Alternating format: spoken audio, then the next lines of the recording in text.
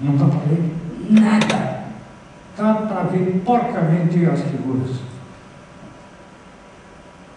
Tá bom, o preço é muito barato, paguei 23 euros. É 23 euros ilegível, para mim é 23 euros jogado fora. Senhor diretor, a biblioteca poderia comprar Codex Atlantis. Mais alguma pergunta? Olha, eu tenho uma. Foi dito que haveria umas informações talvez interessantes sobre a mãe do Leonardo. Sim. Então, quer dar alguma coisa a respeito, só para finalizar? O que eu tenho são primeiro do jornal Correio de Iracema, no dia seguinte do lançamento desse livro, e eu pesquisei na internet, e claro, tem uma curiosidade, é que eu fiquei sabendo que foi publicado no Correio de Iracema, porque eu tenho vários ex-alunos que sabem que eu idolatro o Leonardo. Então, um desses meus ex-alunos, que trabalha numa empresa italiana chamada Pirelli, né, eu não sei como, de manhã, do dia que saiu essa matéria no Correio de Iracema, ele me mandou um link.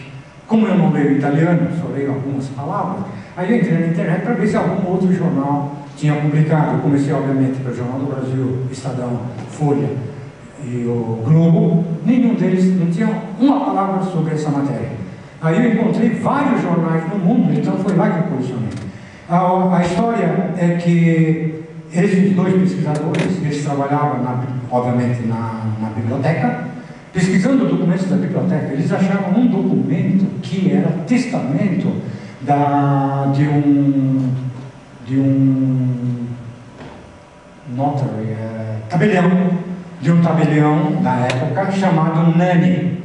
E esse tabelião, quando morreu, nomeou como inventariante da morte dele o pai do Leonardo, o Ser Piero. E que, como pagamento para fazer o inventário das propriedades dele, daria a casa dele para o pai do Leonardo.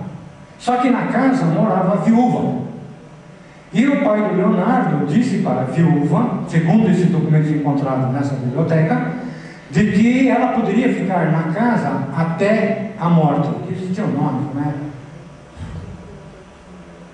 Usufruto. Que ele deixaria a casa em usufruto em nome da viúva. Mas para que ela fique na casa em usufruto, tinha uma condição: que ela libertasse uma escrava árabe de nome Catarina. E que nessa época, na região de Florença, tinha cerca de 500 escravos árabes. E desses 500 escravos árabes que tinha na época, na região de Florença, só uma chamava Catarina. E que essa Catarina, meses depois de ser libertada, deu à luz um menino. Então, baseado nisso, é que eles acham que esse menino seria o Leonardo. Bom, muito obrigado. Queremos lhe agradecer essa magnífica palestra, foi realmente extremamente interessante e interligando as artes com as técnicas e com a ciência, com a escola politécnica, claro, não? Então, agora, para o final, eu queria pedir ao senhor diretor para finalizar aqui a nossa sessão. There is no free lunch. Se contar os meus podres, elas troco.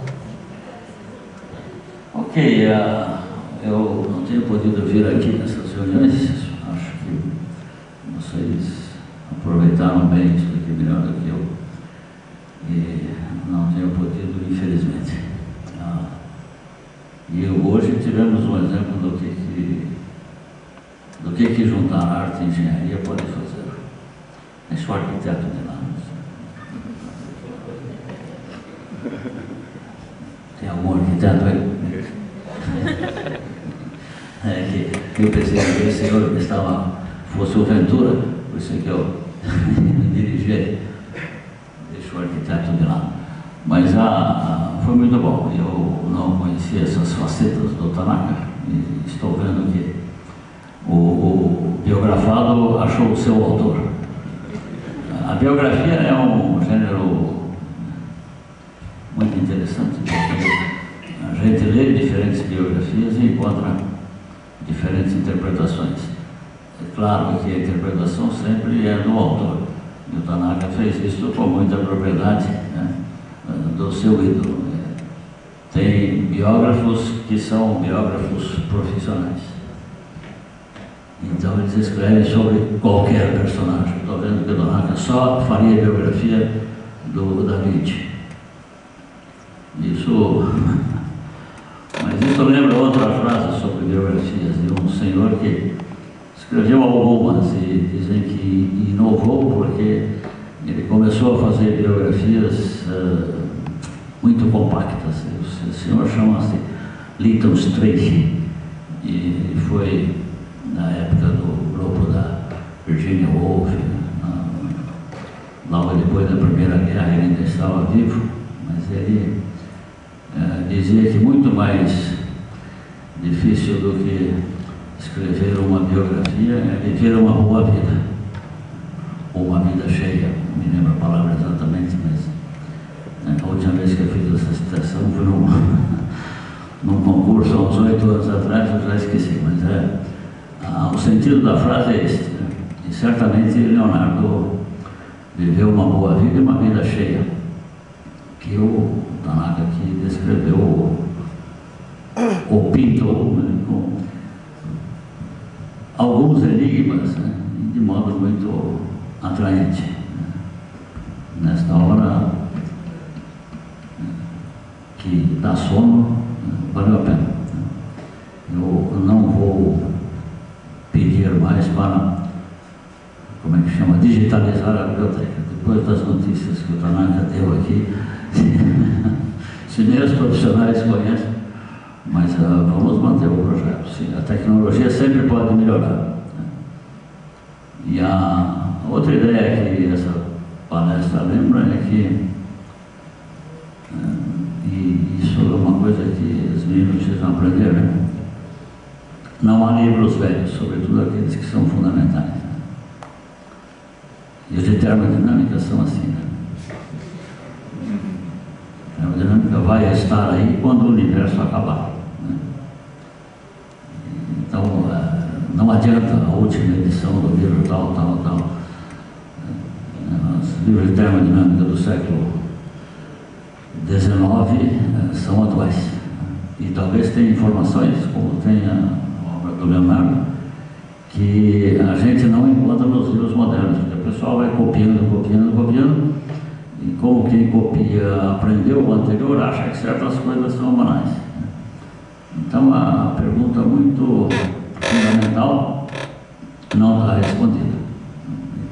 E na primeira edição está, no primeiro que escreveu está. Nossa gente, talvez tenha a linguagem seja difícil, mas está lá.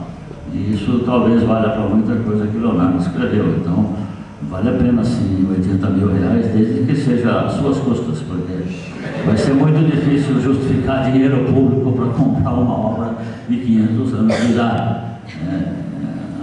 O risco campeia por aí, então é capaz de alguém achar que isso é bobagem, né?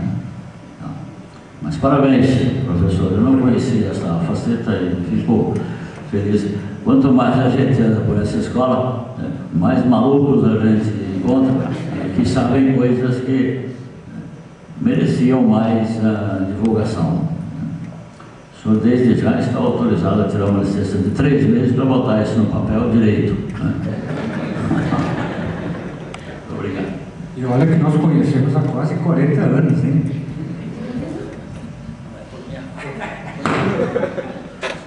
Bom, mais uma vez, muito obrigado, então. E vocês estão todos convidados na semana que vem. É verdade que na semana que vem nós temos congresso e tal, etc.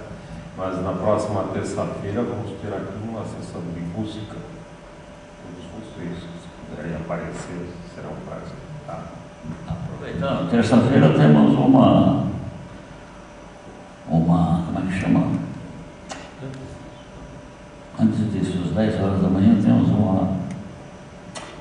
uma videoconferência do Bednant, o homem da supercondutividade de alta temperatura. Terça-feira, às 10 horas, aqui na sala de videoconferência, vocês poderão assistir.